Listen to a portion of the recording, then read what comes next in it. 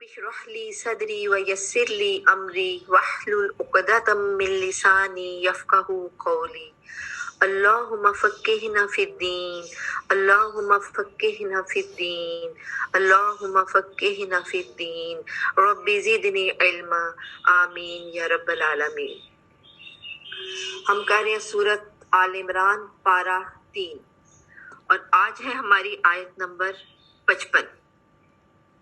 آیت 55 میں دیکھیں، بسم اللہ الرحمن الرحیم۔ اذ قال اللہ یا عیسیٰ انی متوفیک و رافعک الی و مطہرک من الذین کفروا و جاعل الذین اتبعوک فوق الذین کفروا الی یوم القیامہ ثم الی مرجعکم فاحکم بینکم فیما کنتم فیہ تختلفون۔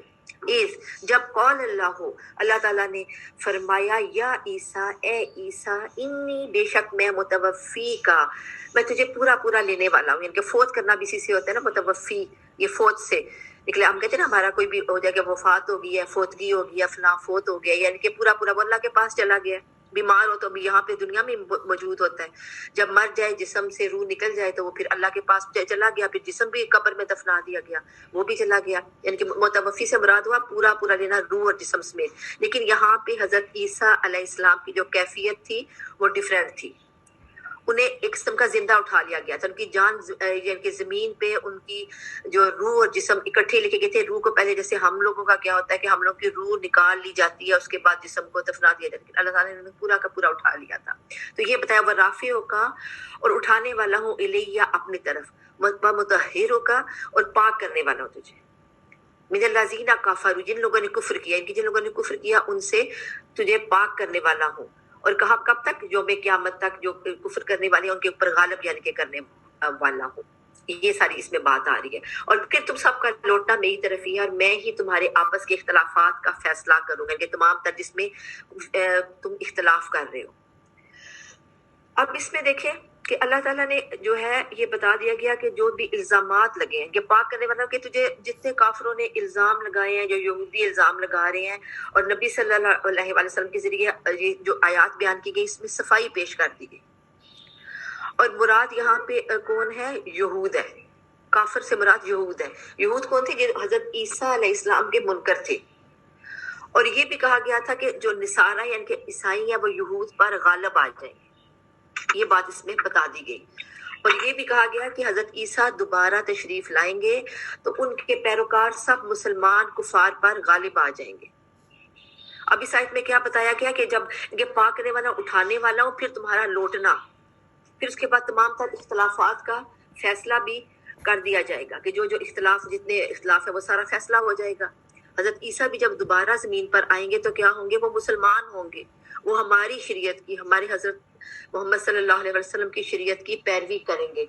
اور یہاں پہ کیا ہے کہ مراد جو ہے کہ جو مسلمان ہیں سب کفار پر غالب آ جائیں گے، اور غالب آنے کے بعد وہ یہود کو جو ہے نیست و نابود کر دیں گے۔ اچھا، بہت سی احادیث میں جن میں حضرت عیسیٰ کے بارے میں بہت ساری باتیں پتہ چلتی ہیں۔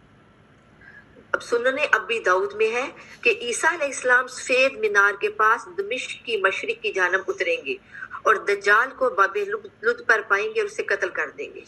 ایک اور روایت ہے کہ اللہ عیسیٰ ابن مریم کو بھیجے گا، وہ 2 زرد کپڑے پہنے ہوئے فرشتوں کے بازو پر اتریں گے۔ اسی طرح ان کے حلیے کے بارے میں آتا ہے کہ نبی صلی اللہ علیہ وسلم نے فرمایا، حدیث کا مفہوم ہے، جب تم ان کو دیکھو گے تو پہچان جاؤ گے، درمیانی قامت ان کی ہوگی، اور ان کا رنگ سرخ و سفید ہوگا، اور ہلکے زرد رنگ کا لباس پہنے ہوئے ہوں گے، اور ایسا لگے گا کہ جیسے ان کے سر سے پانی ٹپک رہا ہے، ان کے گیلے بال لگ رہے ہیں، جیسے گیلے بال ہوتے ہیں نا اس طرح، لیکن ان میں نمی نہیں ہوگی، ان کے وہ نمی نہیں ہوگی، لیکن پھر بھی وہ ایسے ہوگے کہ ان کے سر سے پانی ٹپک رہا ہوگا۔ بس اللہ تعالیٰ کی یہ ایک ہے نا کہ اللہ تعالیٰ نے ان کو اس طرح سے نشانیاں بتا دی گئی کہ یہ وہ والے پھر جو ایسا شخص نظر آئے گا، اس کا مطلب ہے کہ وہ حضرت عیسیٰ ہے۔ اسی طرح آپ صلی اللہ علیہ وسلم نے فرمایا، عیسیٰ علیہ السلام اللہ بھائیوں کی طرح ہے۔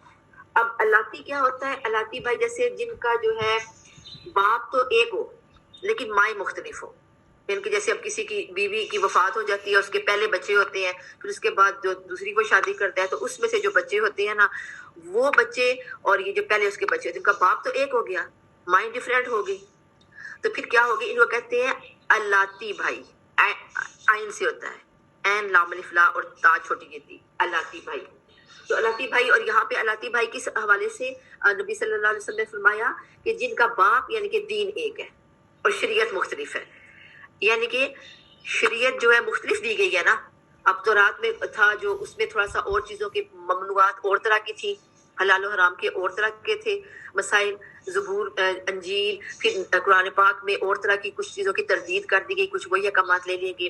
تو اس کا مطلب کیا ہے کہ ایک دین ایک تھا تمام نبیوں کا، اور شریعت اللہ تعالیٰ نے ہر قوم کے لحاظ سے مختلف دی.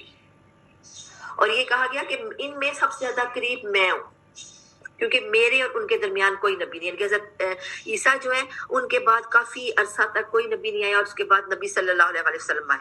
ورنہ جیسے حضرت موسیٰ اور حضرت عیسیٰ علیہ السلام کے درمیان تھوڑا کم وقفہ ہے، پھر اس سے پہلے جو پے در پے پیغمبر آتے گئے ان کے درمیان جو فاصلہ تھا یہ سالوں کا، مدتوں کا، وہ ذرا کم تھا. لیکن یہاں پہ فاصلہ زیادہ تھا، اور کیا کہ ان دونوں کے درمیان کوئی نبی نہیں ہے. کیونکہ سب سے زیادہ اس لیے قریب کون ہوئے؟ عیسیٰ علیہ السلام کے حضرت محمد صلی اللہ علیہ وآلہ وسلم. اور ان قریب وہ زمین پر نزول فرمائیں گے. اب یہ دیکھیں اتنی ساری احادیث ہیں، یہ مسند احمد میں بھی روایت ہے کہ ان کے اگر پڑھنے کے بعد ہمیں کوئی شک نہیں رہ جاتا کہ عیسیٰ علیہ السلام جو ہیں وہ دوبارہ زمین پر آئیں گے اور اللہ تعالیٰ کے بندہ ہیں. آپ صلی اللہ علیہ وآلہ وسلم نے فرمایا تم میں سے جو حضرت عیسیٰ کے زمانے کو پائے تو میری طرف سے انہیں سلام کہے. اب عیسیٰ علیہ السلام کی خصوصیات کیا ہوں گی جب یہ تشریف لے کے آئیں گے دوبارہ؟ تو اس وقت کون کون سی اچھی چیزیں ہوں گی ان کو تھوڑا سا دیکھ لیتے ہیں.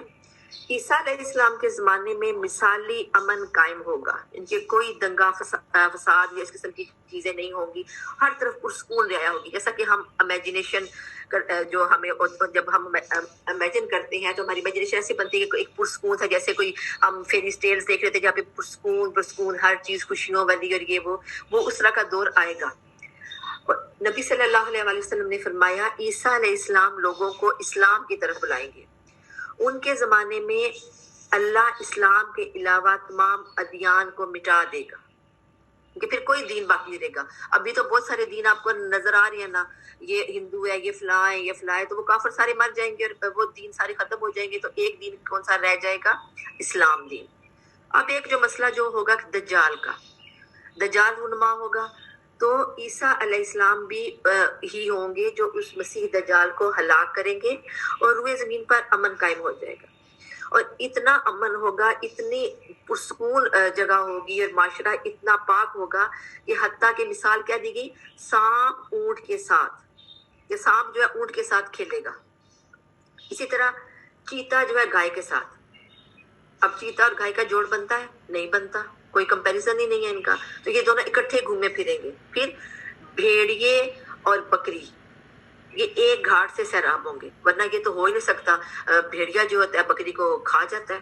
لیکن اس وقت اتنا امن ہوگا کہ جانوروں میں بھی ان کے وہ امن جو ہے انسانوں میں جو ہوگا، جو معاشرے میں امن ہوگا، اس کے اثرات جو ہے جانوروں پہ بھی نظر آئیں گے. اور پھر بچے سانپ سے کھیلیں گے، بچے سانپ سے کھیلیں گے اور سانپ جو ہے ان کو نقصان نہیں پہنچا سکے گا. پھر کیا ہوگا؟ اسی طرح عیسیٰ علیہ السلام زمین پر 40 سال رہ کر فوت ہو جائیں گے.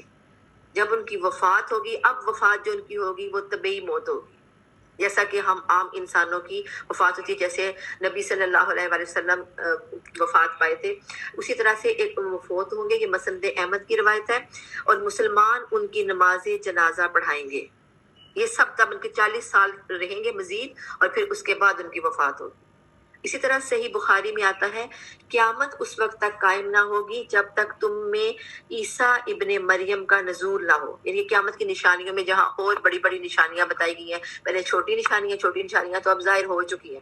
اب بڑی کا ہی ہے کہ بڑی بڑی نشانیاں رہ گی. چھوٹی تو جیسے تھا کہ اولاد گستاخ ہوگی اور بڑی بلند و بالا عمارتیں بنے گی اپنی، کتنی بڑی، کتنے منزلہ ٹاور بن رہے ہیں بڑے بڑے، اور یہ وہ چھوٹی نشانیاں تو سب پوری ہوگی. اب بڑی نشانیوں کی باری ہے. تو قیامت ہے کہتے ہیں کہ جوتی کے تسمے سے بھی زیادہ قریب ہے. اتنی قیامت جو ہے نا نزدیک آئی ہوئی ہے. تو وہ سلیب کو کیا کریں گے؟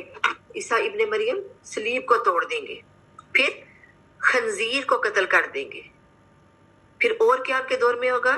جزیہ وہ قبول نہیں کریں گے، یہ جو ٹیکس جو ہوتا ہے، ٹھیک ہے؟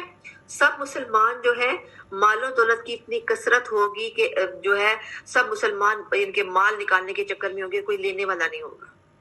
ابھی تو ہم کیا کرتے ہیں، زکوٰۃ نکالتے ہیں تو ہمیں مشکل پڑ جاتی ہے کس کو دیں اور کس کو نہ دیں، ہر کوئی لپکتا ہے، جہاں دیکھیں ماشاءاللہ ماشاءاللہ اتنے لوگوں نے جو ہے راشن کھولے ہوتے ہیں، لیکن اس کے باوجود بہت سے لوگ ترس رہے ہوتے ہیں، اتنے جو ہے زکوٰۃ تقسیم ہوتی ہے، اتنی تقسیم ہوتی ہے، سب کو اتنا راشن، لیکن اس کے باوجود لوگوں کی پوری نہیں پڑ رہی ہوتی۔ لیکن تب کیا ہوگا کہ سب مسلمان ہو جائیں گے اور سب زکوٰۃ دینے والے ہوں گے، سب خیرات کرنے والے ہوں گے، سب صدقہ دینے والے ہوں گے، لیکن صدقہ لینے والا کوئی بھی نہیں ہوگا، اتنا امن ہوگا۔ آج کل کیا ہے کہ جو راشن لیا لوگوں نے وہ آگے بیچ دیا۔ بعض غریب ایسے جن کی ضرورت نہیں ہے، گھر کے تھوڑے بندے یا وہ گھر میں پکاتی نہیں ہے، بس وہ لنگر خانے سے کھانا وانا کھا لیتی ہیں، ایسی کام والیاں بھی ہیں جو پورا کا پورا راشن وصول کرتی ہیں۔ اب ایک گھر سے بھی مل گیا، دو گھر سے بھی مل گیا، تین گھر سے بھی راشن مل گیا، تو اتنا راشن انہوں نے کھانا کہاں ہے اور رکھنا انہوں نے کہا ہے، نہ ان کے ایک ایک کمرہ ہوتا ہے، تو وہ کیا کرتی ہیں دکانداروں کو تھوڑے سستے دام پر راشن تک فروخت کر دیتی ہیں۔ تو اس وقت ہوگا کہ اتنی بے ایمانی نہیں ہوگی، جس کو ضرورت ہوگی اس کو وہ بھی سمجھے گا مجھے ضرورت نہیں ہے، کہ الحمدللہ میں سادی روٹی کھا رہا ہوں، میرے لیے وہی کافی ہے، کہ اتنا انسان اس وقت پرسکون اور قناعت پسند ہوگا۔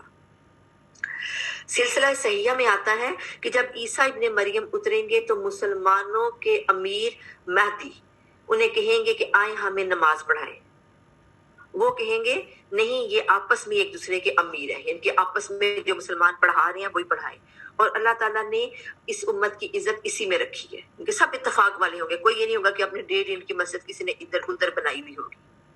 اور عیسیٰ علیہ السلام کا ساتھ دینے والوں کے لیے خوشخبری ہے، اور کیا خوشخبری ہے؟ آپ صلی اللہ علیہ وسلم نے فرمایا میری امت میں دو گروہ ایسے ہوں گے جنہیں اللہ تعالیٰ آگ سے آزاد کرے گا۔ اب کون کون سے دو گروہ؟ ایک وہ جو ہند سے جہاد کرے گا، اور دوسرا وہ جو عیسیٰ ابن مریم کے ساتھ ہوگا، ان کو اللہ آگ سے آزاد کرے گا۔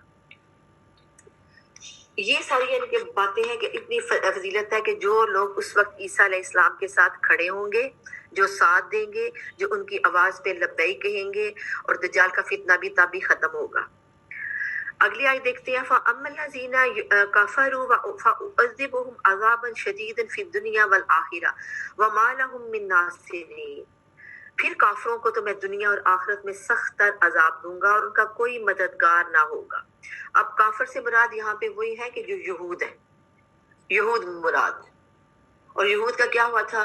یہود کو ایک بیماری نے آ گھیرا تھا، پھر اس کے علاوہ یہود کا ہٹلر جو تھا، ہٹلر کے ہاتھوں بہت برا گزشتہ زمانے میں ان کا بہت برا حال ہوا ہے، بہت سخت ان کی تباہی ہوئی ہے۔ یعنی کہ اللہ تعالیٰ کافروں کو کیا کرتا ہے، دنیا میں بھی سزا دیتا ہے، اور دنیا میں تو وہ سزا لیتے ہیں، لیکن ان کا پھر ظاہر ایمان نہیں لائے ہوتے، تو آخرت میں ان کی سزا جو ہے وہ اس پہ مہر ثبت ہے، انہیں سزا مل کر رہے گی۔ وَأَمَّا الَّذِينَ آمَنُوا وَعَمِلُوا الصَّالِحَاتِ فَيُوَفِّيهِمْ أُجُورَهُمْ وَاللَّهُ لَا يُحِبُّ الظَّالِمِينَ۔ اور رہے وہ لوگ آمنوا جو ایمان لائے، وَعَمِلُوا الصَّالِحَاتِ اور انہوں نے نیک عمل کیے، فَيُوَفِّيهِمْ ان کو پورا پورا ملے گا، أُجُورَهُمْ ان کے اجر، ان کے اجر انہیں، ان کا ثواب انہیں پورا پورا ملے گا۔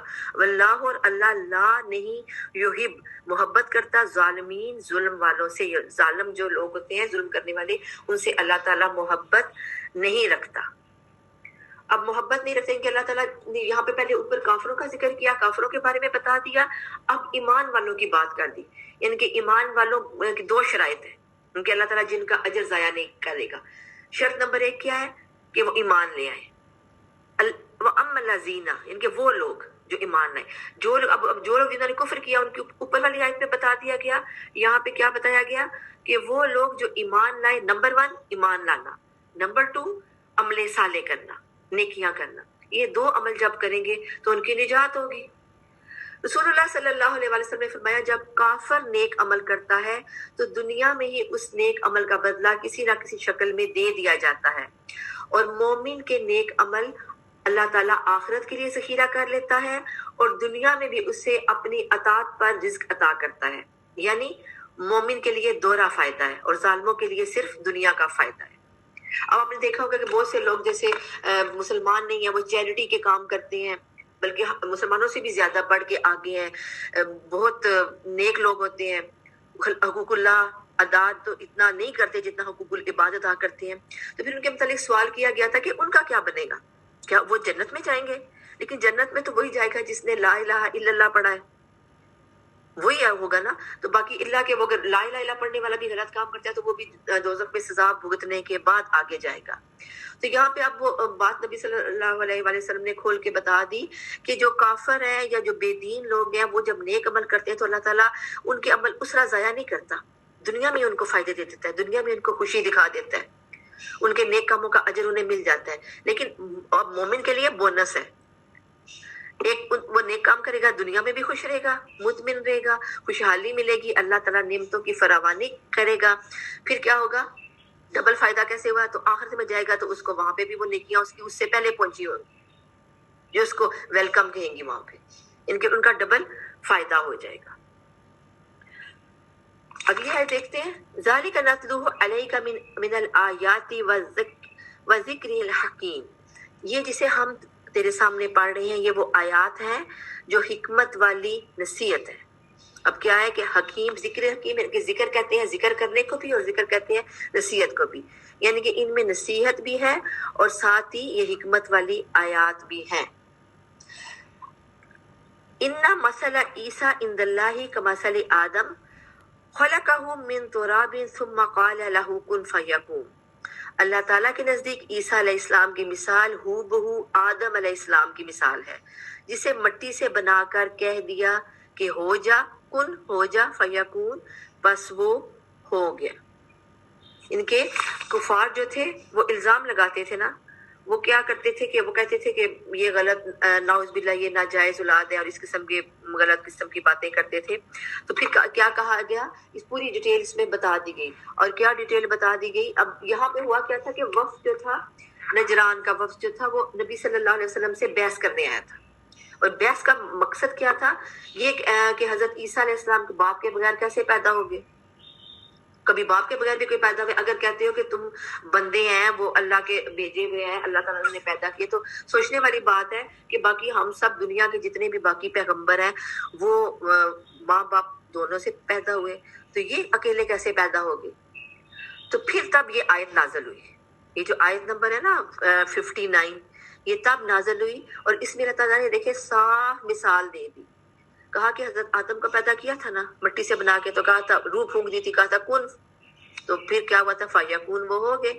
تو اگر حضرت آدم علیہ السلام without mother and father, without parent, مطلب ایک سنگل، یہاں پہ حضرت مریم جو تھی وہ سنگل پیرنٹ تو تھی نا، لیکن وہاں پہ کیا حضرت آدم کی مثال دی کہ حضرت آدم جو ہے ان کا تو باپ بھی نہیں تھا، ان کی ماں بھی نہیں تھی، تو وہ بھی اللہ نے بنا دیا نا. تو اللہ تعالیٰ کے لیے کیا مشکل ہے کہ خالی باپ نہ ہو ماں کے، بلکہ ان کا فطرت کا عمل جو تھا، یہ ان کے پیٹ میں بچہ پلنا، وہ پورا کا پورا کمپلیٹ ہوا تھا.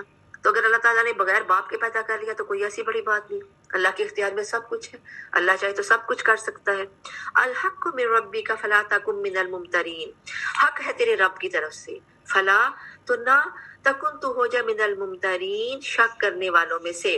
یعنی کہ صاف واضح طور پہ بتا دیا گیا کہ اے رسول آپ بھی اس معاملے میں جان لیں، اور تمام لوگ بھی جان لیں، اور جو کفار ہیں وہ بھی جان لیں کہ یہ اللہ تعالیٰ کی طرف سے ایک سچائی ہے، اور اس میں کوئی شک کرنے والی بات بالکل بھی نہیں ہے. فَمَنْ حَاجَكَ فِيهِ مِنْ بَعْدِ مَا جَاءَكَ مِنَ الْعِلْمِ فَقُلْ تَعَالَوْا نَدْعُوا أَبْنَاءَنَا وَأَبْنَاءَكُمْ وَنِسَاءَنَا وَنِسَاءَكُمْ وَأَنفُسَنَا وَأَنفُسَكُمْ ثُمَّ نَبْتَهِلْ فَنَجْعَلْ لَعْنَةَ اللَّهِ عَلَى الْكَاذِبِينَ. فَمَنْ حَاجَكَ، پس جو شخص آپ کے پاس اس علم کے آ جانے کے بعد بھی آپ میں سے اس میں جھگڑا کرے، تو اس کو کہہ دے، آؤ ہم تم اپنے اپنے بیٹوں کو، ابنا بیٹوں، تم اپنے بیٹوں کو لے آؤ، ہم اپنے بیٹوں کو، نسانا، ہم اپنی عورتوں کو لاتے ہیں، ونساءکم، اور تم اپنی عورتوں کو لاؤ، وانفسنا، اور ہم اپنے خاص بندوں کو، خاص جانوں کو بلاتے ہیں، وانفسکم، اور تم اپنے بندوں کو بلاؤ. پھر ثم نبتہل، پھر کیا کریں ہم، عاجزی سے دعا کریں، یعنی کہ التجا کریں، اور جھوٹوں پر اللہ کی لعنت بھی کریں. یعنی کہ ہم ایسا بنا لیں کہ ہم عاجزی سے دعا بھی کریں اور جھوٹوں پر اللہ کی لعنت بھی کریں. اب یہ کیا آیت ہے؟ اس آیت کا نام ہے آیت مباہلہ۔ مباہلہ کا معنی ہے دو فریقوں کا ایک دوسرے پر لعنت یعنی بددعا کرنا۔ یعنی کہ ہوتا یہ تھا کہ جب کوئی بھی ایسا مسئلہ ہوتا ہے، جیسے اب ہم کہتے ہیں کہ جی آپ گواہ لے کے آؤ یا یہ مسئلہ اس میں جھگڑا ہے، تو دو ادھر سے آگے فریق، دو ادھر سے آگے، انہوں نے کوئی معاملہ سلجھایا، اچھا تم بھی چپ رہو، تم بھی چپ رہو، وہ سلجھانے والے۔ لیکن یہاں پہ کیا تھا؟ اب سلجھانے والا کون ہوتا؟ یہود کے بڑے بڑے عالم تھے، ایک طرف نبی صلی اللہ علیہ وسلم خود تھے، یعنی کہ نبی صلی اللہ علیہ وسلم سے بڑی کوئی ذات ہو سکتی جو نبی صلی اللہ علیہ وسلم کا فیصلہ کرے؟ ایسی کوئی ذات نہیں نا سوائے اللہ کے۔ تو زمین پہ کیا پھر وہاں پہ طریقہ یہ تھا کہ جب ایسی دو بڑے سربراہوں میں یا جن کے اوپر کوئی نہ ہو تو ان کا پھر ایسا ہوتا تھا کہ وہ اپنے گھر والوں کو بھی لے آئے، اپنے بیٹوں کو، بیویوں کو، ساتھ جو خاندان والے ہیں، جو ان کے گھر میں سب کو لے کے نکل آئے۔ ادھر سے جو دوسرا فریق ہے وہ بھی اپنے سب کو لے کے نکل آئے۔ اب دونوں آپس میں اختلاف پہ بات کریں، ہاں یہ بات ایسے ہے، ایسے نہیں ہے، تم یہ کہہ رہے ہو، میں یہ کہہ رہا ہوں، اس قسم کی جب ساری باتیں وہ کریں گے، جب آخر میں کوئی رزلٹ نہ نکلے، جب وہ بھی نہ جھوٹے پڑیں، یہ بھی نہ جھوٹے پڑیں اور فیصلہ ہی نہ ہو سکے کہ سچا کون ہے جھوٹا کون ہے، تو پھر اس وقت کیا ہوتا تھا کہ پھر وہ دونوں مل کے اللہ کے دونوں مل کے دعا کرتے تھے۔ جیسے اب کہتے ہیں نا بندہ کہ اب وہ دیکھو میری بات نہیں مانا تو میں چلو اللہ سے دعا کرتے ہوں یا اللہ اس پہ لعنت ہو، اس طرح پھر وہ دونوں گروہ مل کے دعا کرتے تھے کہ یا اللہ ہم دونوں میں سے جو جھوٹا ہے اس پر اپنی لعنت فرما۔ تو اب کیا ہوا کہ یہ جو حضرت عیسیٰ علیہ السلام کے بارے میں یہ بات ہو رہی تھی کہ نہیں وہ کیسے پیدا ہوئے اور وہ غلط اور یہ وہ اس طرح کی ساری باتیں، تو بالآخر یہ آیت نازل ہوئی کہ نبی صلی اللہ علیہ وسلم آپ انہیں مباہلہ کی دعوت دیں۔ تو پھر نبی صلی اللہ علیہ وسلم نے ان کو کہا کہ آؤ مباہلہ کرتے ہیں۔ اچھا وہ بھی تیار ہو گئے۔ اب حضور صلی اللہ علیہ وسلم کے گھر میں کون تھا؟ حضرت علی رضی اللہ تعالیٰ عنہ، حضرت فاطمہ رضی اللہ تعالیٰ عنہا، حضرت حسن و حسین رضی اللہ تعالیٰ عنہم، یہ ان سب کو نبی صلی اللہ علیہ وسلم نے ساتھ لیا اور عیسائیوں کو سے کہا کہ تم بھی اپنے اہل و عیال کو بلاؤ، اور پھر مل کر سب جھوٹے پر لعنت و بددعا کرتے ہیں۔ اب کیا ہوا کہ یہ پتہ ان کو جو ان کے سیانے تھے عیسائیوں کے، ان کو پتہ چل گیا کہ یہ اگر جب آ گئے یہ نبی ہیں، سچے ہیں، ہماری کتابوں میں بھی لکھا ہوا ہے، اور یہ وہ، تو یہ نہ ہو کہ ہم جب لعنت ان پہ کریں، ہم جب لعنت شروع کریں کہ اللہ جو جھوٹے پر لعنت ہو تو جھوٹے ہم ہی ہیں، تو بہتر ہے کہ ادھر مباہلہ نہیں کرتے، کیونکہ ایسا نہ ہو کہ ہماری پوری جو آل اولاد ہے وہ سب کی سب جو ہے تباہ و برباد ہو جائے۔ عیسائیوں میں سے ایک نے کہا کہ اگر یہ سچے نبی ہوئے تو ہماری تو کیونکہ نبی کی بات کو اگر جھوٹا کہنے یا نبی کی لعنت جس پہ پڑے گی تو پھر وہ تو پورا کا پورا تباہ ہو جائے گا، تو اس لیے ایسا کرتے ہیں، مباہلہ نہیں کرتے۔ اسی سے کانٹیکسٹ میں آپ کو ایک حدیث سناتی ہوں، ابن عباس رضی اللہ تعالیٰ عنہ سے مروی ہے کہ نبی صلی اللہ علیہ وسلم نے فرمایا، حدیث کا مفہوم کچھ یوں ہے، ابو جہل نے کہا کہ اگر میں نے آپ صلی اللہ علیہ وسلم کو خانہ کعبہ کے گرد نماز پڑھتے ہوئے دیکھا تو میں ان کے پاس جا کر نعوذ باللہ ان کی گردن مسل دوں گا۔ جب نبی صلی اللہ علیہ وسلم کو یہ بات سنی تو فرمایا اگر وہ ایسا کرتا تو فرشتے سب کی نگاہوں کے سامنے اسے پکڑ لیتے، اور اگر یہودی موت کی تمنا کر لیتے تو وہ مر جاتے اور انہیں جہنم میں ان کا ٹھکانہ دکھا دیا جاتا، اور اگر وہ لوگ جو رسول اللہ صلی اللہ علیہ وسلم سے مباہلہ کرنے آئے تھے مباہلہ کرتے تو جو ہی وہ مباہلہ کر کے باہر نکلتے گھر جاتے، مال و دولت اور اہل خانہ میں سے کسی کو نہ پاتے، سب کی تباہی و بربادی ہو جاتی، کیونکہ اتنی سخت ان کو سزا ملتی، کیونکہ نبی صلی اللہ علیہ وسلم تو جھوٹے نہیں تھے، تو ان پہ لعنت اور غضب اس طریقے سے پڑ جاتا۔ تو پھر اسی لیے انہوں نے جو سوچا، ان کے دل میں خیال ہے، تو انہوں نے کہا کہ ہم مباہلہ نہیں کرتے، انہوں نے معذرت کر لی۔ اب جب معذرت کی تو مزے کی بات یہ کہ انہوں نے کہا کہ جی ہم نہیں مباہلہ کرتے، بس ہم نے جو کہا ہے ہم اپنی بات پہ ہیں، آپ اپنی بات پہ رہے، ہم یہ بھی نہیں کہتے کہ آپ سچی ہیں، بس ہم یہ مباہلہ کرتے ہی نہیں ہیں۔ تو اب اس میں آپ مہربانی کریں اس مباہلے والی قصے کو ختم، اس کہتے ہیں نا مقدمہ کی ہو تو چلے جی مقدمہ واپس لے لیے، مقدمہ نہیں، مقدمہ ہم نے واپس لے لیا، اس کے بدلے ہم اتنے پیسے دے دیتے ہیں یا کچھ۔ اسی طرح یہ ہے کہ آپ ایسا کریں کہ ہم جو کچھ آپ لینا چاہتے ہیں ہم سے آپ بتائیں، ہم دینے کو تیار ہیں۔ تو نبی صلی اللہ علیہ وسلم نے پھر کیا کیا؟ جزیہ مقرر کیا، ٹیکس یعنی کہ ایک اس کو کیا، اور اس کی وصولی کے لیے پھر ابو عبیدہ بن جراح کو بھیجا۔ تو یہ اس طرح یہ بات وہیں پہ ختم ہوگی، ان کو ڈر تھا کہ ہم تباہ نہ ہو جائیں۔ ان ھذا لہو القصص الحق، بے شک یہ وہ ہے جو ایک قصہ ہے حق سچا، یعنی کہ حضرت عیسیٰ کے بارے میں اصل سچائی جو ہے یہ اس میں پتہ چل گئی، یعنی کہ مباہلہ کرنے سے انکار کر دیا، سچائی پتہ چل گئی۔ وما من الہ الا اللہ، اور نہیں ہے کوئی سوائے اللہ کے، ان کے اللہ معبود برحق ہے۔ وَإِنَّ اللَّهَ لَهُوَ الْعَزِيزُ الْحَكِيمُ، اور اللہ تعالیٰ بے شک غالب اور حکمت والا ہے۔ فَإِن تَوَلُّوا فَإِنَّ اللَّهَ عَلِيمٌ بِالْمُفْسِدِينَ، اور اگر وہ پھر جائیں، منہ موڑ لیں، پھر جائیں، یعنی قبول نہ کریں، فَإِنَّ اللَّهَ، تو بے شک اللہ کیا ہے، علیم جانتا ہے، بالمفسدین فساد کرنے والوں کو۔ قل یا اہل الکتاب تعالوا الی کلمۃ سواء بیننا وبینکم الا نعبد الا اللہ ولا نشرک به شیئا ولا یتخذ بعضنا بعضا اربابا من دون اللہ فإن تولوا فقولوا اشہدوا بأننا مسلمون۔ آپ کہہ دیجئے اے اہل کتاب، ایسی انصاف والی بات کی طرف آؤ جو ہم میں اور تم میں برابر ہے، کہ ہم اللہ تعالیٰ کے سوا کسی کی عبادت نہ کریں اور اس کے ساتھ کسی کو شریک نہ بنائیں، نہ اللہ تعالیٰ کو چھوڑ کر آپس میں دوسرے کو ہی رب بنا لیں۔ بس اگر وہ منہ پھیر لیں تو تم کہہ دو گواہ رہو ہم مسلمان ہیں۔ اب آپ صلی اللہ علیہ وسلم کو اس میں خطاب کیا گیا۔ نبی صلی اللہ علیہ وسلم نے کیا کیا تھا کہ بادشاہوں کو اسلام کی دعوت دینے کے لیے خط لکھے تھے، اور خط میں کیا کہا تھا کہ اللہ تعالیٰ کا پیغام ہے یہ، اللہ تعالیٰ کو ایک مانے۔ اور جب یہ پیغام دے کے جب بھیجا تھا، معاذ بن جبل کو بھیجا تھا، تو کہا تھا کہ اللہ تعالیٰ کا پہلے پیغام دو، اس کے بعد کیا کرو، اس کے بعد جب وہ اللہ کو ایک مان لے پھر نماز کا بتانا کہ نماز بھی فرض ہے۔ یہ نہیں کہ اب جیسے اب یہاں پہ دیکھیں حکمت پتہ چل رہی ہے، اور پھر جب وہ نماز پڑھیں، یہ کچھ عرصہ وہاں پہ قیام ہوگا نا، تو پھر وہ ان کو زکوٰۃ کا بتانا، اور جب وہ یعنی کہ زکوٰۃ کر کے صدقہ سے دے، پیسے خرچ کریں اللہ کی راہ میں، جب وہ زکوٰۃ دینے لگے تو پھر ان کو یہ بتانا کہ ان کے مال کا عمدہ حصہ وہ اپنا اچھا مال دے، لیکن جب اپنے ان کے زکوٰۃ جب وہ دینے لگے اور جب اور ٹیکس وغیرہ کی ایسی بات ہو یا پیسوں کی بات ہو تو ان کے مال کا عمدہ حصہ لینے سے گریز کرنا۔ کیونکہ اب بعض جگہوں پہ ہوتا ہے نا کہ جیسے اب یہ بتا لیا جاتا ہے مجبور ہو کے، ناجائز یہ لوگوں کو پریشان کر کے، تو ان سب باتوں سے نبی صلی اللہ علیہ وسلم نے منع فرمایا اور کہا کہ جاؤ ان سے مانگو، اور جب وہ مال دینے لگے اپنا بہت اچھا مال نکالے تو پھر وہ نہ لینا، درمیانے درجے کا لینا۔ کیوں؟ کیونکہ کل کو یہ نہ وہ دین سے پھر جائیں یا وہ کہیں گے کہ اسلام تو اس طرح کا ہے کہ ہماری سب سے اچھی چیز دے دو اور باقی ہمارے پاس کیا بچے۔ کیونکہ اسلام نے بیلنس سکھایا ہے۔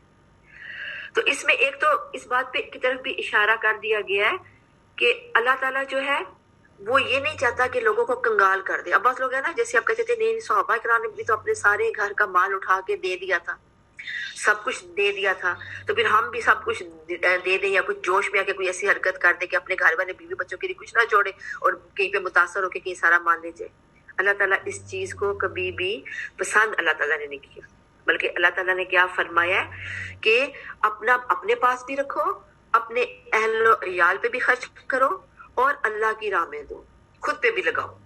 اور یہاں پہ دیکھیں ایک اور حکمت پتہ چلتی ہے کہ کوئی بھی کام جو ہے اس کو اکٹھا کسی پہ لاد نہیں دینا چاہیے۔ جیسے اب بعض ہوتے ہیں جیسے ایون کہ ٹیچر یا اسٹوڈنٹ میں کہتی ہے یہ بھی کرنا ہے، ایسے کرنا ہے، ویسے کرنا ہے، یہ گھبرا گیا، یا پہلے دن سے ہی کوئی اگر نیا بچہ اسٹوڈنٹ آئے کلاس میں تو اس کو پہلے دن ہی بتایا یہ بھی وہ بھی، وہ گھبرا جائے گا، بلکہ کیا کہنا ہے کہ ٹھیک ہے جی آپ نئے آئے ہیں، آپ آہستہ آہستہ کمپلیٹ کر لیں۔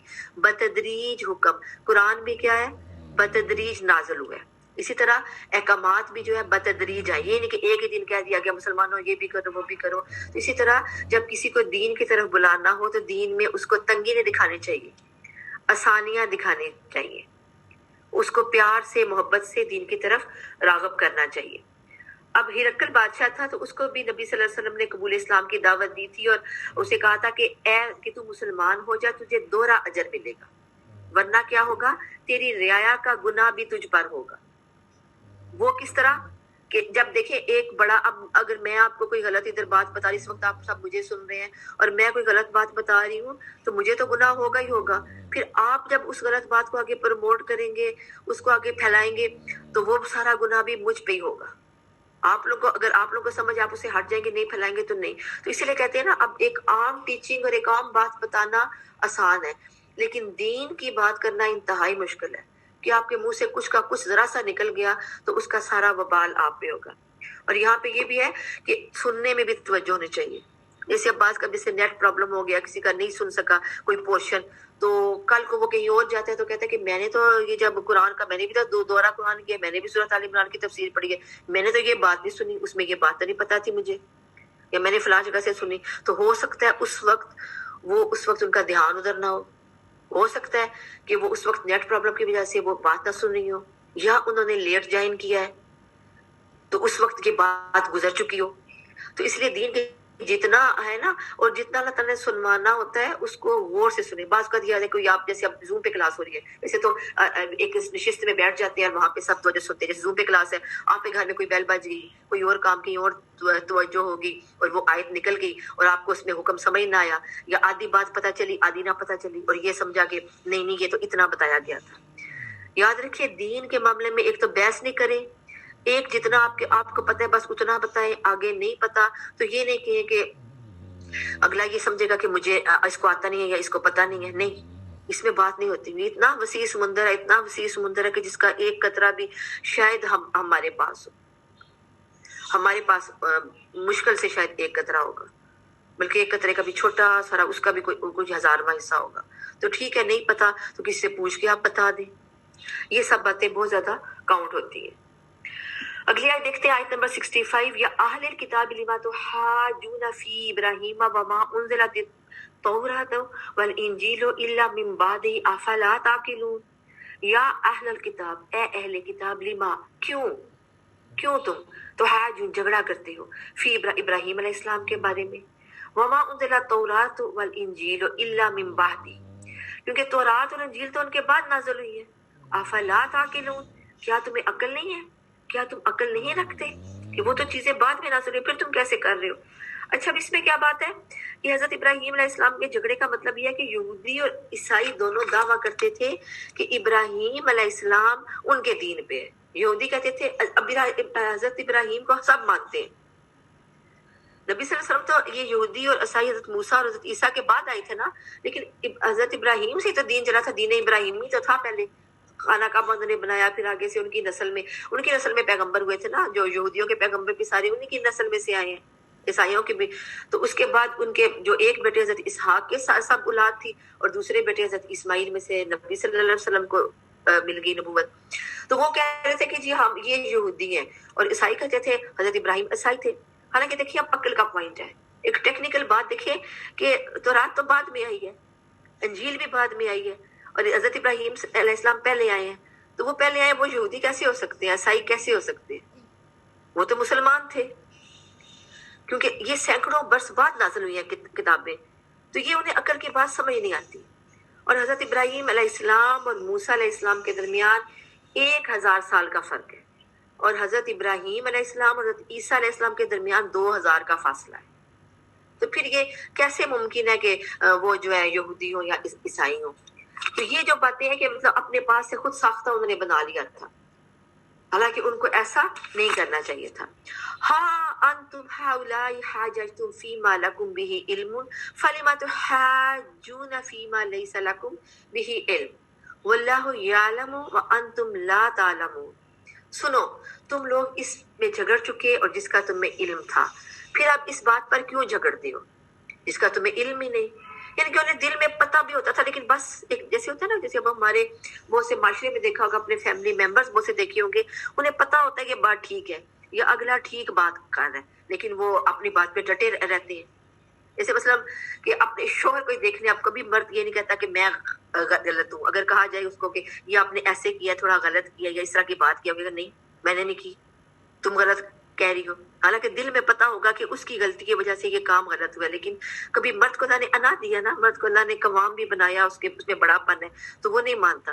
تو اسی طرح اب یہ جو تھے، یہ اپنے آپ کو بڑی فضیلت والا اور عالم سمجھتے تھے. اب انہیں پتا تھا یہ اتنی بڑی دیکھے دلیل تھی کہ وہ حضرت ابراہیم پہلے آئے، تو پھر کیسے وہ ہو سکتے ہیں؟ اس کے باوجود انہوں نے جھگڑا پکڑی رکھا ہے. تو پھر اس آیت میں یہ دوبارہ سے کہہ دیا گیا تم کیوں جھگڑتے ہو، تمہیں تو پتہ ہی نہیں ہے.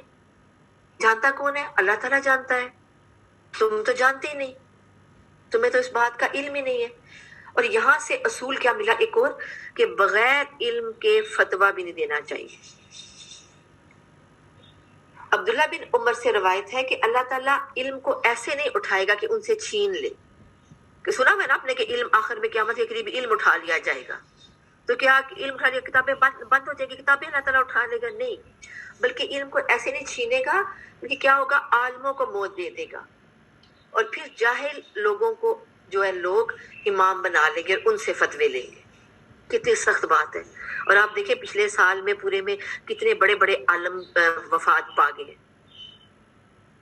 کتنے بڑے بڑے عالم تھے، تو یہ فلاں اتنا بڑا مولانا وفات پا گیا، فلاں فوت ہو گیا، فلاں فوت ہو گیا، تو عالم اٹھنا شروع ہو گیا نا۔ جو صحیح عالم تھے وہ جا رہے ہیں، تو پیچھے کیا کہا گیا کہ پیچھے کیا رہ جائے گا؟ ان کے سب سے بہترین ایک حدیث تھی، تھوڑا سا مفہوم اس طرح سے ہے کہ سب سے بہترین میرے صحابہ ہیں، نبی صلی اللہ علیہ وسلم نے فرمایا، اس کے بعد پھر ان کے بعد تب ان کے تابعین، پھر تبا تابعین، پھر ان کو ماننے والے، پھر ان کو ماننے والے، پھر اور آخر میں کیا رہ جائے گا؟ کچرا۔ مطلب اب ہم کچرے میں ہیں۔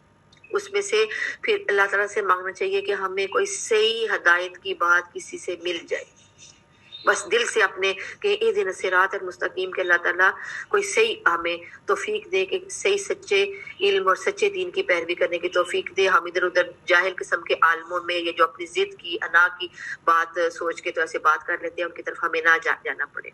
اچھا، اسی سلسلے میں آپ کو میں ایک واقعہ بتاتی ہوں، ابھی کل کی بات ہے کہ میں نے ایک پوسٹ جو تھی وہ کسی نے گروپ تھا ہمارا الہدا میں ادھر، تو اس میں آفیشیل گروپ تھا ہمارا، تو اس میں کسی نے آیت سکینہ کی پوسٹ مانگی تھی، اور وہ میرے پاس ایک گروپ میں ہم نے حدیث کورس کیا تھا، وہاں پہ ہمارا گروپ تھا، وہاں پہ حافظ صاحب بھی ایک ہیں اور ایک عالم صاحب ہیں، تو ان سے انہوں نے وہ بھجوائی ہوئی تھی، وہ میں نے پوسٹ آیت سکینہ والی ساری میں نے وہاں پہ آپ کے اپنے گروپ میں بھی شیئر کی ہوئی ہے، وہ میں نے وہاں بھجوائی۔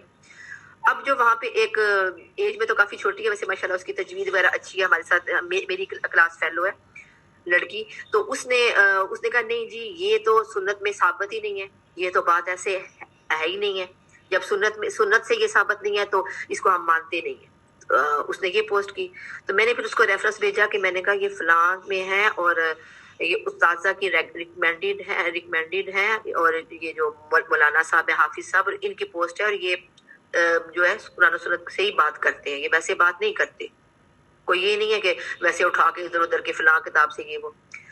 تو پھر اس نے دوبارہ رپلائی کیا، اور سارے گروپ والے لوگ اس میں تقریباً ہمارے بہت سارے ہیں، 100 تک شاید ممبر ہو۔ پھر اس نے دوبارہ رپلائی کیا کہ نہیں، جب رسول کی بات سے کہ کوئی بات نہیں تھی، رسول نے یہ نہیں بتایا تو ہم تو اس سے بات کوئی آگے نہیں ہوتی۔ میں نے وہ دونوں جو ہے نا گروپ کی پوسٹ جو ہے نا حافظ صاحب کو بھجوا دی۔ انہیں میں نے کہا کہ آپ جو ہے ظاہر میرا تو اتنا علم نہیں ہے، میرا تو علم ایک قطرہ بھی سے بھی تھوڑا ہے، میں کیوں عالم بنوں؟ میں آپ کو بھی جو بتاتی ہوں وہ لکھا ہوا دیکھ کے، تیاری کر کے، باقاعدہ بار بار پڑھ کے سوچ کے بتاتی ہوں کہ میرے منہ سے کوئی غلط لفظ نہ نکلے۔ میں نے انہیں بتا دیا، پھر انہوں نے 7 منٹ کی ریکارڈنگ بھیجی ہے، اور وہ پھر میں نے گروپ میں شیئر کیا، اور پھر وہ کافی سارے لوگوں نے اس کو پھر کہا ہے کہ یہ ٹھیک ہے، پرسنل بھی مجھے میسج کیا کہ آپ نے بہت اچھا کیا ہے کہ ان سے جواب دلوا دیا، ورنہ یہ تو ہم اس نے کنفیوز کر دیا تھا۔ تو اب ظاہر وہ تھوڑی سی اصل میں وہ نان سیریس تھوڑی بچی ٹائپ ہے، یعنی کہ لڑکی ہے، اور اس کو یہ ہے کہ مجھے بڑا علم آتا ہے نا، تو میں بڑی اچھی تجوید پڑھتی ہوں اور میں جو بڑا اچھا آتا ہے، تو کافی ساری وہ ظاہر فریش ہے، فریش ذہن ہے، اور سنگل ہے کہ ابھی فارغ ہی ہے، تو اس کے کافی ساری حدیثیں اسے یاد ہیں، اور یہ اور وہ اس طرح کا، تو وہ ہر چیز میں پڑھ کے بول رہی ہے نا، تو اچھا بولتی ہے، مطلب ٹیلنٹڈ ہے۔ تو پھر یہ کہ لیکن یہاں پہ دیکھیں علم بغیر فتوے کے، بغیر علم کے فتویٰ دینا، ان کی اتنی دیکھیں، اب اس نے تو اپنی طرف سے ایک بات کی، اور بات بھی اس نے اچھی کی، ٹھیک بات کی کہ حدیث سے آگے کوئی بات نہیں، لیکن وہ تھا کہ پوری پوسٹ کو دیکھتی، اور پھر انہوں نے بتایا کہ یہ جو ہے ہم عبادت نہیں کر رہے، جو میں نے چیز بتائی ہے عبادت میں، اگر میں یہ چیز کہتا تو پھر عبادت تو اللہ جو نبی نے نئی طریقہ بتایا وہ ہم نے نہیں کرنا، نبی سے آگے کوئی بات ہی نہیں۔ لیکن یہاں پہ آیت سکینہ جو ہے وہ سکون پہنچانے کے لیے انسان کے اس وقت جو ہے انہوں نے یہ بتایا کہ اس میں ایک علاج کے طور پہ، ذہنی طور پہ کوئی بیمار ہے، کسی کو ٹینشن ہے، پریشانی ہے، تو آیت سکینہ جو ہے ان کو پڑھنے سے، تو اس طرح پڑھنا اور ایسے پڑھنا، تو اس میں حدیث انہوں نے کوٹ کی، انہوں نے کہا کہ ایک دفعہ ایک صحابی نے کہ کہیں پہ گئے تو علاج معالجے کے طور پہ انہوں نے یہ کسی کو دم کیا، اور کسی اس طریقے سے دم کیا، تو آگے نبی صلی اللہ علیہ وسلم کو بتایا، تو نبی صلی اللہ علیہ وسلم نے یہ نہیں کہا کہ تم نے کیوں ایسے کیا، میں نے کوئی تمہیں ایسے بتایا ہوا تھا، بلکہ ان کے اس عمل کو پسند کیا. اس کا مطلب ہے علاج معالجے میں تھوڑی سی چھوٹ ہوتی ہے. اس طرح کہ انہوں نے کافی ماشاءاللہ بڑے اچھے طریقے سے احادیث کے ریفرنس سے، واقعات کے ریفرنس سے ڈیٹیل بتائی. تو اس کے بعد کیا رزلٹ آیا کہ اب جو ہے مجھے پرسنل اتنے میسیج آ رہے ہیں کہ وہ حافظ صاحب سے یہ بھی پوچھ دیں، یہ حدیث ٹھیک ہے یہ بھی پوچھ دیں. بھائی میں نے بھی انہیں کہا ہے کہ اس طرح حافظ صاحب فارغ نہیں بیٹھے ہوتے اور کبھی مہینہ کسی چیز کا رپلائی نہیں آتا کہ وہ اتنے بزی ہوتے ہیں. یہ تو بائی چانس یہ ان کے جو انہوں نے پوسٹ تھی ان کے لیے ڈائریکٹ بات تھی، تو انہوں نے اس لیے پھر مجھے جو ہے نا کچھ گھنٹوں میں اس کا رپلائی کر دیا. ادروائز میں پوچھوں کہ فلاں حدیث ہے یا فلاں کیا ساتھ جب مسئلے مسائل پوچھیں گے تو اس کا تو بڑا ویٹنگ لسٹ میں نام آتا ہے. اور کبھی جلدی بھی اگر فارغ ہوتے ہیں تو آج کل تو رمضان ہے. مطلب اس طرح سے یعنی کہ پھر یہ بات ہے کہ بندے کے پاس جتنا علم ہونا بات ڈر کے کرے. آپ بھی دین پڑھ رہی ہیں ماشاءاللہ. اب آپ یہاں پہ یہ سیکھنا ہے آپ نے کہ آپ نے وہی بات کرنی ہے جتنا آپ کو علم ہے، اس میں بھی محدود ہو کے محتاط ہو کے بات کریں. جتنا پتہ ہے نا اس سے بھی تھوڑی کم بتائیں. مبادہ کہ اس میں بھی کوئی آپ کو ایسی چیز نظر آ جائے کہ جو غلط ثابت ہو جائے. تھوڑا سا محتاط رویہ ہو تو اللہ تعالیٰ جو ہے نا پھر مدد کرتا ہے اور سارے کام جو ہے صحیح ہو جاتے ہیں. آگے دیکھیں، ما کان ابراہیم یہودیم ولا نصرانیم ولکن کان حنیف مسلم وما کان من المشرکین. ابراہیم علیہ السلام نہ تو یہودی تھے نہ نصرانی تھے، بلکہ وہ تو خالص مسلمان تھے اور مشرک بھی نہ تھے. یہ ابراہیم علیہ السلام کی صفت بتا دی گئی ہے. اور اس میں کیا بتا دیا گیا کہ وہ مسلمان تھے. مسلمان کیا ہوتے ہیں کہ اللہ تعالیٰ جو اسلام پہ عمل کرتا ہو، اسلام لایا ہوا ہو.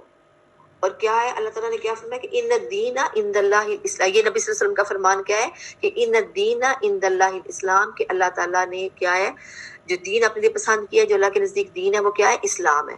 ابو امامہ سے روایت ہے کہ ہم رسول اللہ صلی اللہ علیہ وسلم کے ساتھ ایک لشکر میں نکلے. اب لشکر میں نکلے تو وہاں پہ دیکھا کہ ایک نشیبی جگہ سے ایک آدمی کا گزر ہو رہا تھا اور اس نشیبی جگہ پہ ایک چشمہ بنا ہوا تھا. اسے خیال آیا کہ وہ دنیا سے کنارہ کش ہو کر وہاں قیام کر لے، یعنی کہ وہیں پہ رک جائے.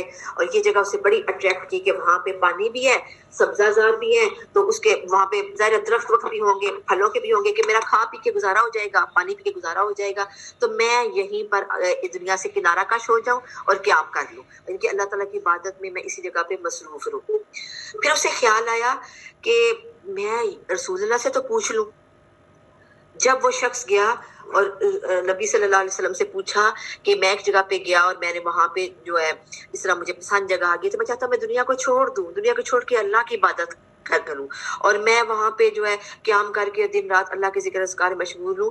تو رسول اللہ صلی اللہ علیہ وسلم نے فرمایا، میں یہودیت اور نصرانیت لے کر نہیں آیا، مجھے نرمی اور سہولت والی شریعت دے کر مبعوث کیا گیا ہے. اب یہودیت اور نصرانیت میں کیا ہے؟ آپ میں سے کون بتائے گا؟ اس آیت میں ہے نا کہ ابراہیم علیہ السلام نہ تو یہودی تھے نہ نصرانی تھے.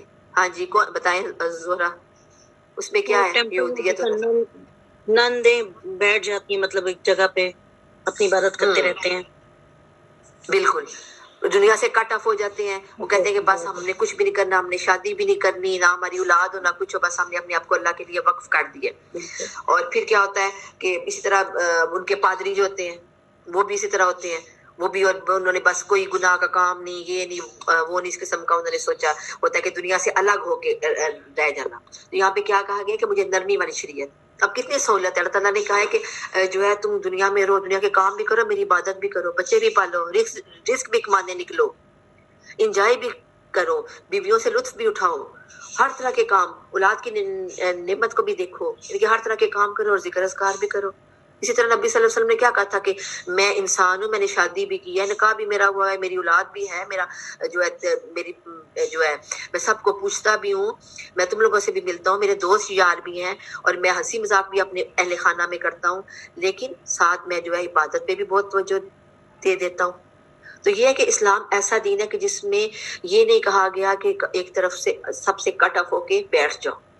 اب کیا نبی صلی اللہ علیہ وسلم نے فرمایا کہ اللہ کے راستے میں صبح اور شام کا چلنا دنیا اور جو دنیا کے اندر ہے سب سے بہتر ہے. اسی طرح دشمن کی صف کے سامنے کھڑا ہونا جو ہے وہ 60 سال کی عبادت سے بہتر ہے. اب اس سے کیا پتا چلا کہ جب کہ اس بندے کو روکا نا، اس کو یہ بھی بتایا کہ جیسے 60 سال انسان ایک طرف بیٹھ کے عبادت کرے تو ایک دفعہ جا کے ایک دن جہاد کر رہا ہے تو وہ اس کی 60 سال کی عبادت سے بہتر ہے.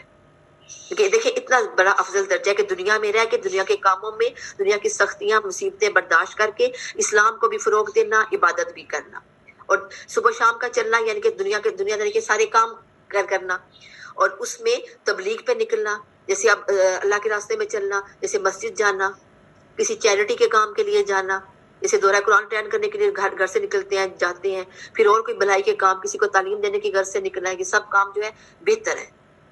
یہ دنیا کے اندر جو کچھ بھی ہے اس سے بھی زیادہ بہتر کہا گیا. اور نبی صلی اللہ علیہ وآلہ وسلم نے اپنی امت کو یہودی اور نصرانی طریقے پر چلنے سے روک دیا تھا کہ یہ وہ طریقہ نہیں ہے کہ جس پہ چلا جائے. اسی لیے قرآن میں بھی کیا کہا گیا ہے کہ ملت ابراہیمی کی پیروی کریں. اگلی آیت دیکھیں, ان اول الناس بابراہیم للذین اتبعوہ وہذا النبی والذین آمنوا واللہ ولی المؤمنین. کیونکہ سب لوگوں کے سے زیادہ ابراہیم سے نزدیک تر وہ لوگ ہیں جنہوں نے ان کا کہا مانا, اور نبی اور جو لوگ ایمان لائے. مومنوں کا ولی اور سہارا اللہ ہی ہے. اب اس میں کتنی خوبصورت بات کر دی گئی کہ ملت ابراہیمی کی اتباع کرنے کی ضرورت ہے.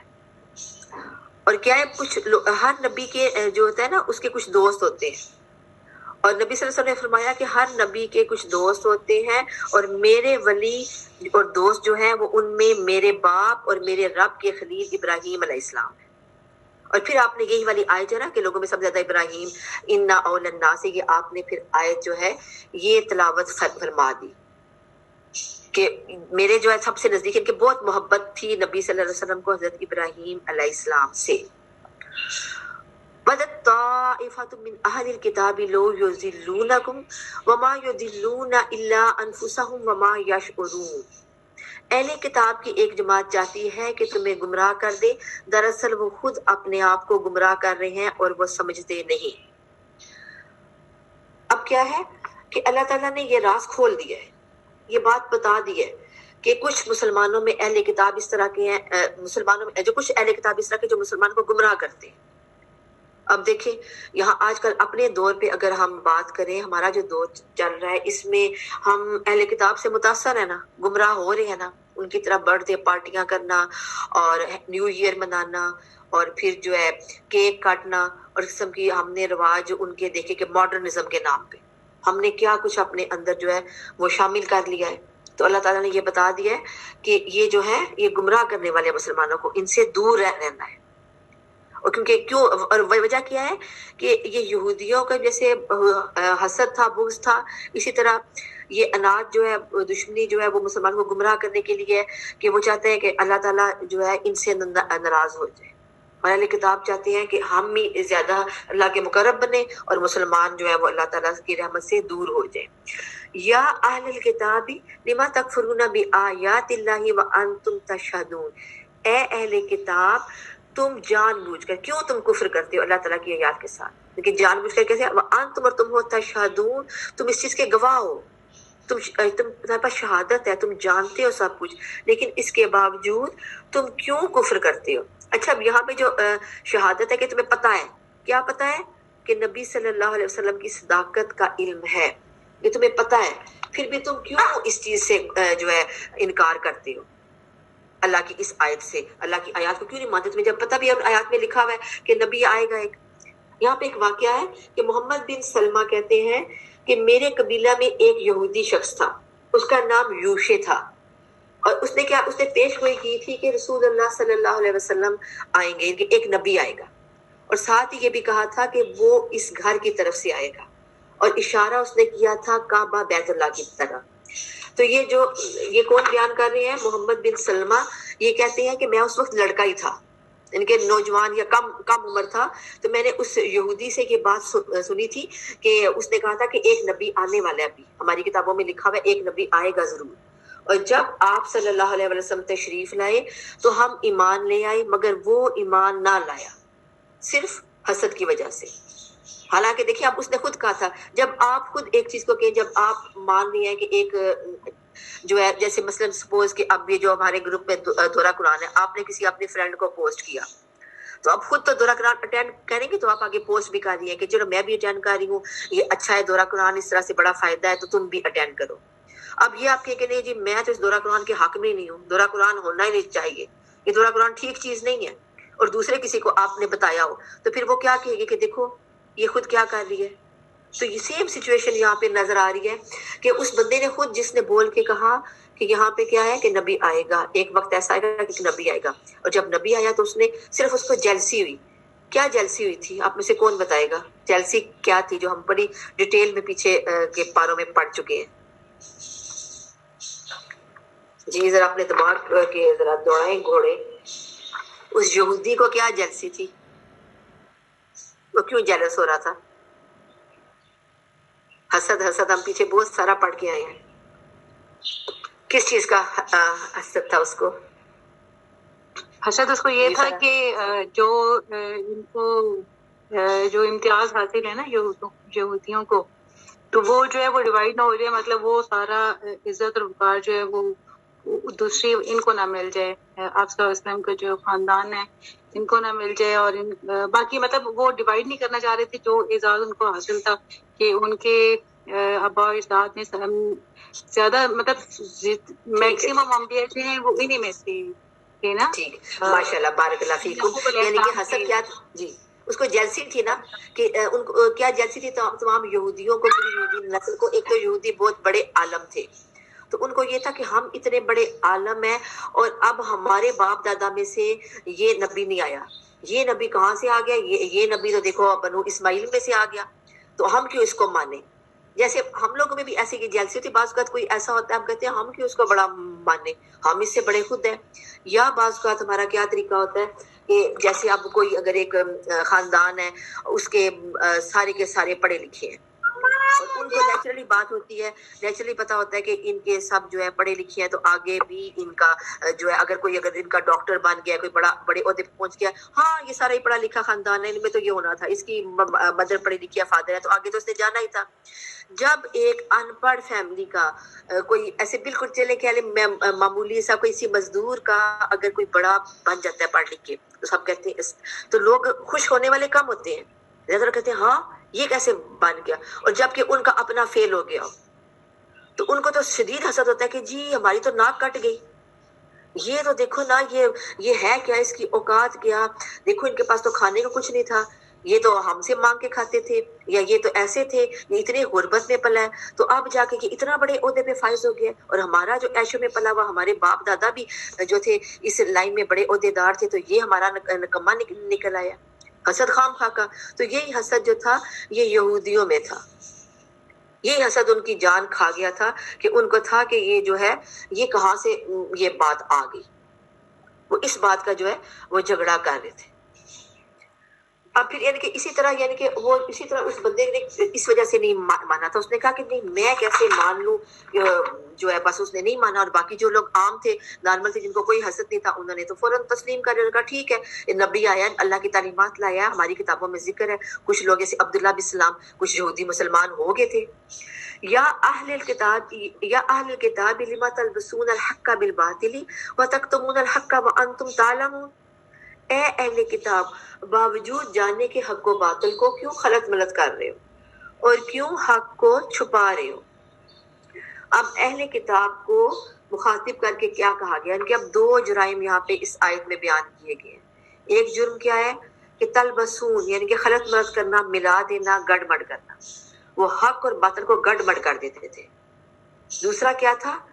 تکتمون، کاتما کہ چھپا دینا، یعنی کہ حق کو چھپا دیتے تھے۔ اور کیا حق چھپایا تھا انہوں نے؟ ایک تو یہ تھا کہ بات الٹی سیدھی گھما پھر کے کر دیتے تھے، اور دوسرا کیا کرتے تھے؟ کون سا حق چھپایا تھا؟ کہ آپ صلی اللہ علیہ وسلم کی جو خوبیاں تورات میں بیان کی ہوئی تھی، لکھی ہوئی تھی کہ ایک پیغمبر آئے گا، وہ ایسا ہوگا، یہ ایسا ہوگا، وہ سب چیزیں چھپا گئے تھے کہ لوگ پھر نشانیوں سے پہچان لیں گے کہ یہ تو نبی ہے، یہ تو آ گیا، ہم اس پہ ایمان لے آئیں گے۔ وہ ایسی حرکتیں کرتے تھے۔ وَقَالَتْ طَائِفَةٌ مِّنْ أَهْلِ الْكِتَابِ آمِنُوا بِالَّذِي أُنزِلَ عَلَى الَّذِينَ آمَنُوا وَجْهَ النَّهَارِ وَاكْفُرُوا آخِرَهُ لَعَلَّكُمْ يَرْجِعُونَ، اور اہل کتاب کی ایک جماعت نے کہا کہ جو کچھ ایمان والوں پر اتارا گیا ہے اس پر دین چڑھے تو ایمان لاؤ اور شام کے وقت کافر بن جاؤ تاکہ یہ لوگ بھی پلٹ جائیں۔ دیکھیں کتنی بڑی سازش تھی ان کی، کتنی چلاکی تھی۔ ان کی چلاکی کیا تھی کہ دن کو تو ایمان لے آؤ، رات کو اس چیز کے منکر ہو جاؤ۔ یہ ان کا مکر تھا۔ وہ مسلمانوں کو اس سے کیا کرنا چاہتے تھے؟ گمراہ کرنا چاہتے تھے۔ اب انہوں نے طے کیا کیا کہ ٹھیک ہے، ہمیں نظر آ رہا ہے ایمان لانا، ایمان لے آتے ہیں۔ اچھا ایسا کریں گے، صبح جا کے نا مسلمانوں پہ ایمان لے آئیں گے، ان کے ساتھ نمازیں بھی پڑھیں گے، ان کے درمیان بیٹھے اٹھیں گے۔ شام کو جب ہم آئیں گے نا تو ہم کہیں گے نہیں نہیں نہیں، ہم اپنے دین میں واپس جاتے ہیں۔ تو اس سے یہ ہوگا کہ جو مسلمان ہیں وہ ڈر جائیں گے، وہ بھی شک میں پڑ جائیں گے، وہ بھی اپنا دین، وہ بھی یہ دین چھوڑ دیں گے، اور جو ہمارے بہت سے یہودی ہیں جو کہ بڑے متاثر ہو رہے ہیں، ان کا بھی وہ بھی ڈس ہارٹ ہو جائیں گے، بد دل ہو جائیں گے، ان کو بھی شک پڑ جائے گا۔ وہ کہیں گے یہ جو صبح انہوں نے اسلام لائے اور اب نہیں لائے، اس کا مطلب ہے اسلام غلط ہے، ورنہ یہ کیوں پیچھے ہٹتے؟ تو اس لیے وہ جو ہے اس اسلام کو قبول کرنے سے انکار کر دیں گے، اور ساتھ یہ ویسے جھوٹی جھوٹی باتیں بھی بنا کے ان کو بتاتے رہیں گے۔ تو یہ ساری ان کی ایک پلاننگ تھی، یعنی کہ ان کی سازش تھی کہ لوگوں کو دین کے بارے میں شک ڈال دو۔ جس طرح اب کیا ہوتا ہے کہ آپ کوئی کہیں پہ جاتے ہیں، کسی دکان پہ یا کہیں پہ کوئی ایسی محفل ہوتی ہے، کسی کے ایسے کوئی بلاتا ہے تو جاتے ہیں، تو آپ جا کے ادھر ہو کے آتے ہیں، اچھا خود تو آپ انجوائے کر لیں، واپس آ کے آپ سے باقی آپ کے چلے ساتھی پوچھیں، رشتے دار یا آپ کے چلے محلے پوچھیں کہ فلاں جگہ آپ گئے تھے تو اب پھر انہوں نے یہ بلایا یا وہاں پہ یہ ہے تو بتائیں کیسا ہے، تو آپ آگے سے کہ نہیں نہیں بالکل خراب، میں تو نہیں اب جاؤں گی، میں تو نہیں، وہ خام خواہ میں چلے گی تھی وہ، تو باقی کہیں گے ہاں یہ صحیح کہہ رہی ہے، ہم بھی نہیں جاتے۔ ان کے ڈی موٹیویٹ کر دینا، یا کہیں پہ اگر کسی جیسے آپ ہوتا ہے کسی ہوٹل میں آپ کھانا کھاتے ہیں، آگے دوسرے کہتے ہیں اچھا فلاں جگہ آپ گئی تھی وہ اچھی جگہ تھی، یا فلاں پکنک پوائنٹ اچھا تھا، آپ کے نہیں نہیں، یا وہ ہوٹل کا کھانا بالکل پیسے ضائع کرنے والی بات ہے، وہ جگہ بالکل خراب ہے، تو آپ کیا وہاں جائیں گے؟ نہیں جائیں گے نا۔ تو اسی طرح انہوں نے یہ ہوشیاری چلاکی کی تھی کہ ہم شام کو کہیں گے کہ نہیں نہیں، ہم دیکھو ہم ایمان لے آئے تھے، لیکن جب ہم وہاں بیٹھے ہیں ہمیں پتہ چلا ہے، کیونکہ ہمارے پاس بھی آخر علم ہے، ہمیں پتہ چلا ہے یہ تو علم ٹھیک ہی نہیں ہے، یہ تو دین ٹھیک ہی نہیں ہے، اس لیے ہم واپس ہو گئے۔ اسی طرح چند لوگوں کو اگلے دن پھر بھیجیں گے، اسی طرح کی حرکت کریں گے، تو اس طرح اسلام جو ہے اس سے لوگ متنفر ہو جائیں گے کہ وہ اس کی طرف جائے گا نہیں، اور پھر ہمارا بول باطلا ہو جائے گا۔ یہ ان کی پلاننگ تھی۔ وَلَا تُؤْمِنُوا إِلَّا لِمَنْ تَبِعَ دِينَكُمْ قُلْ إِنَّ الْهُدَىٰ هُدَى اللَّهِ أَن يُؤْتَىٰ أَحَدٌ مِثْلَ مَا أُوتِيتُمْ أَوْ يُحَاجُّوكُمْ عِندَ رَبِّكُمْ قُلْ إِنَّ الْفَضْلَ بِيَدِ اللَّهِ يُؤْتِيهِ مَن يَشَاءُ وَاللَّهُ وَاسِعٌ عَلِيمٌ۔ اور سوائے تمہارے دین پر چلنے والوں کے اور کسی کا یقین نہ کرو، آپ کہہ دیجئے کہ بے شک ہدایت تو اللہ ہی کی ہدایت ہے، اور یہ بھی کہتے ہیں کہ اس بات کا بھی یقین نہ کرو کہ کوئی اس جیسا دیا جائے جیسا تم دیے گئے ہو، یا یہ کہ تم سے تمہارے رب کے بارے میں جھگڑا کریں گے۔ آپ کہہ دیجئے فضل تو اللہ ہی کے ہاتھ میں ہے، وہ جسے چاہے دے دے، اللہ تعالیٰ وسعت والا اور جاننے والا ہے۔ اب کیا تھا کہ انہوں نے کہا آپس میں سے کہا کہ تم ظاہری طور پہ اسلام کا اظہار کرو، لیکن اپنے جو مذہب ہے اس کے سوا کسی اور بات کا مسلمانوں کا یقین نہ کریں۔ مطلب ان کی یہ ایک اور چال تھی، اور اس سے کیا مقصود تھا کہ یہ کہ اپنے دین پہ قائم رہے اور دوسرے دین کو بالکل بھی اپنانے کی جو ہے کوشش نہ کی جائے۔ یہ ساری کی ساری ان کی پلاننگ میں مقصد تھا کہ صرف اپنا دین ہی ہو۔ اور اس آیت میں جو ہے نا یہ بتا دیا گیا ہے کہ اللہ تعالیٰ کے فضل جو ہے اللہ تعالیٰ کے پاس ہے۔ اللہ تعالیٰ یہ جو دین کا ملنا، نعمت کا ملنا، آپ کا قرآن پڑھنا، قرآن سیکھنا، آیات پہ غور و فکر کرنا، یہ سب جو ہے اللہ تعالیٰ کی جو ہے وہ نعمت ہے۔ اللہ تعالیٰ جس کو چاہتا ہے یہ نعمت عطا کرتا ہے، اور جس کو چاہتا ہے یہ فضل دیتا ہے۔ تو اللہ تعالیٰ کا فضل جو ہے ہر ایک کو نہیں ملتا، جو فضل مانگے گا اللہ تعالیٰ اس کو اپنے فضل سے نوازے گا۔ تو یہ جو ہے اس آیت میں یہ بتا دیا گیا صاف کہ ایک دین اسلام ہی ہے، اور جو اسلام میں آئے گا اللہ تعالیٰ اس کو اپنی طرف سے بہت زیادہ نوازے گا۔ یہاں تک یہ ہمارا تھا آیت نمبر 73 تک۔ اس میں اگر آپ کو کوئی چیز سمجھ نہ آئی ہو یا کچھ پوچھنا ہو یا آپ نے کوئی ڈسکس کرنا ہو، کچھ بتانا ہو تو آپ ڈسکس کر سکتے ہیں۔ جی کچھ کہنا چاہیں گے کوئی، یا کوئی بات شیئر کرنا چاہیے، ان آیات سے متعلق یا کچھ کوئی سمجھنا ہو تو؟ کچھ بھی نہیں؟ چلیے ٹھیک ہے، پھر آیت کی طرف آتے ہیں، حفظ کی طرف.